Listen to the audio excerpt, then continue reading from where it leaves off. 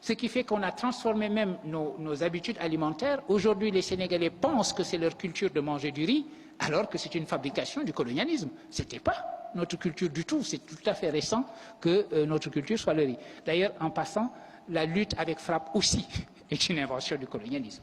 Vous savez, c'était un colon particulièrement terrifiant qui aimait beaucoup faire se battre entre eux et les Africains, et il trouvait que la lutte n'était pas suffisante. Il fallait épicer cela en leur demandant d'échanger des coups de poing nus, et aujourd'hui nous disons que c'est notre tradition. Enfin, les traditions se fabriquent. Nous avons un système scolaire que nous avons hérité de la colonisation. La colonisation a créé l'école au Sénégal et dans les pays africains parce que cette école devait former les agents pour cette colonisation, c'est-à-dire les auxiliaires de l'administration. Et donc nous avons été à l'école avec cette culture qui consiste à dire « j'acquiers mes diplômes et je finis fonctionnaire ». Nous avons une mentalité de fonctionnaire. L'État va nous employer. Un jeune qui sort de l'université et qui est employé par le système fédéral américain, il considère que c'est un échec, que c'est une perte de temps.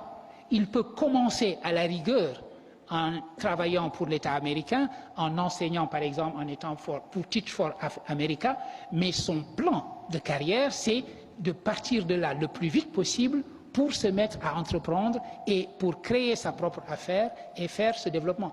C'est donc une mentalité qui est radicalement différente.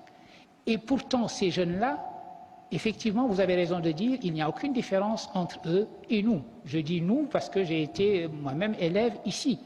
Nous sommes même, nous autres Sénégalais et nous autres et Français, parce que nous avons hérité du système français, en principe, nous sommes même plus forts qu'eux. Notre système est tellement exigeant qu'à niveau égal, après le bac et dans les toutes premières années de l'université, nous sommes plus forts que les Américains. Mais très rapidement, ils deviennent infiniment plus forts que nous, précisément à cause de cet état d'esprit. Ça change radicalement.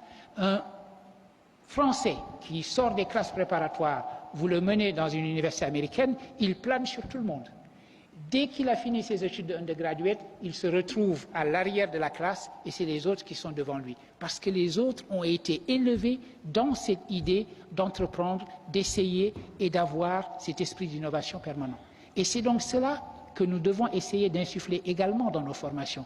Avoir les qualifications les plus pointues, mais également avoir la capacité d'entreprendre. Une étude de l'IFAN qui vient de sortir, qui a fait une enquête auprès des jeunes de 15 à 35 ans, je crois, et il s'avère que 75% de ceux-là disent que leur souhait, c'est de pouvoir partir de ce pays dans les années qui vont venir. C'est terrible. C'est terrible, non pas seulement parce qu'ils veulent partir, mais pour traduire l'état d'esprit que ça signifie. Ce que cela signifie, c'est que vous avez une population qui est atteinte dans sa capacité d'initiative elle-même. Être atteint dans son corps, c'est grave, c'est suffisamment grave. Mais être atteint dans sa capacité de réagir à ce qui vous arrive, c'est pire.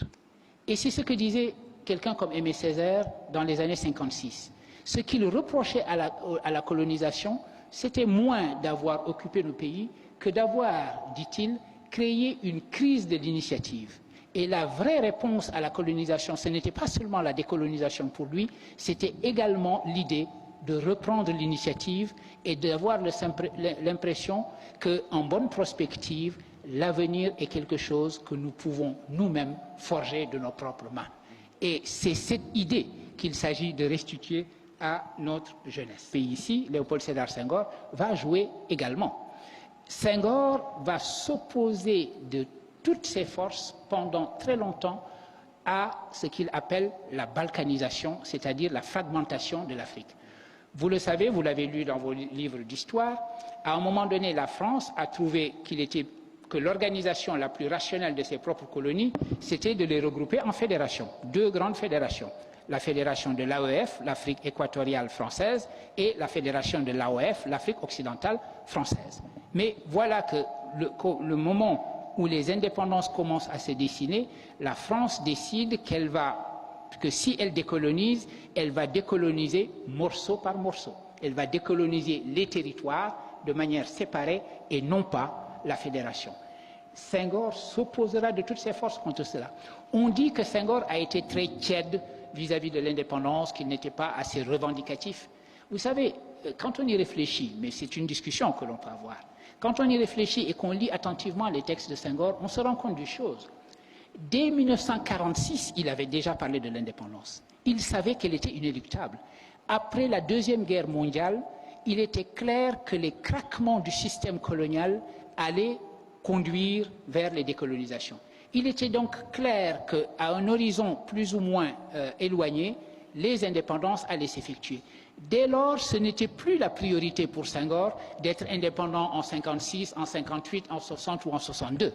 La priorité pour lui était d'y aller ensemble. C'est-à-dire que dans le couple émancipation-unité, il fallait pour lui mettre l'accent sur le concept d'unité et l'émancipation, de toute façon, se ferait. Comme le disait Nkrumah, paraphrasant la Bible d'ailleurs, prenez le royaume politique et le reste vous sera donné de surcroît. C'est-à-dire, commencez par réaliser votre unité et l'indépendance elle-même viendra. Et c'est la raison pour laquelle Senghor a considéré comme un grand échec les indépendances séparées des pays africains. Les paramètres sont comme la langue d'Ésope. Ce qui pose un problème, c'est également un atout. Aujourd'hui, l'Afrique a un problème avec sa population, a un problème avec sa jeunesse. Ça veut dire que vous avez une jeunesse extrêmement importante et il faut lui trouver du travail et cela ne va pas de soi. Donc, vous pouvez considérer que cette jeunesse est un poids. Mais également, cette jeunesse est un atout extraordinaire si vous regardez la démographie, non plus seulement localement, mais sur le plan mondial. Et que vous vous dites que les gisements, les grands gisements de développement démographique et de développement de créativité et de développement d'une jeunesse entreprenante, etc., se trouvent en Afrique. Donc, nos problèmes sont également, d'une certaine façon, aussi nos solutions. Les germes de changement nous disent que les choses sont en train d'aller mieux. Les germes de changement et la projection nous disent que les choses vont aller en principe, de mieux en mieux. Mais en même temps, que tous les chiffres qui permettent de mesurer ce mieux, c'est-à-dire la croissance, etc., existent, en même temps, nous nous rendons compte que cette croissance ne se transforme pas en emploi. Et donc, vous avez la situation paradoxale où la jeunesse africaine est à la fois l'atout le plus important de ce continent, étant donné les germes de changement, et c'est une jeunesse qui ne croit pas elle-même en son propre futur ici. Dans le passé, avant que la vraie religion arrive, les gens refusaient la religion au nom du polythéisme de leur père, etc. Mais si vous entendez cette phrase comme nous parlons de nous, aujourd'hui, de temps en temps, nous avons la tendance à transformer notre propre tradition en une espèce d'idole et de divinité, sans comprendre que cette tradition, elle nous appartient, elle est notre héritage, et qu'il nous appartient de lui donner signification par les actions que nous entreprenons aujourd'hui. C'est cette mondialisation aujourd'hui des connaissances, des intelligences, etc., il faudra compter avec. Et il n'y a aucune raison que l'Afrique soit en dehors de ce circuit. Donc il faut que vous sachiez que le brain drain, ça va encore continuer sur au moins une génération. Il arrivera un moment où cela va s'inverser, parce que c'est le cas en Chine et c'est le cas en Inde. En Chine et en Inde, les choses sont en train de s'inverser. Les étudiants sont en train de préférer faire leurs études à l'université de New Delhi. Ils ne vont aux États-Unis que quand ils ont raté le concours d'entrée à l'université de New Delhi, qui leur semble meilleur que la plupart des universités américaines aujourd'hui. Et par ailleurs, les gens rentrent. Mais même quand ils étaient dans ces meilleures universités américaines, ils s'arrangeaient toujours pour garder des liens avec leur pays d'origine. L'idée que la vraie fidélité est dans le mouvement.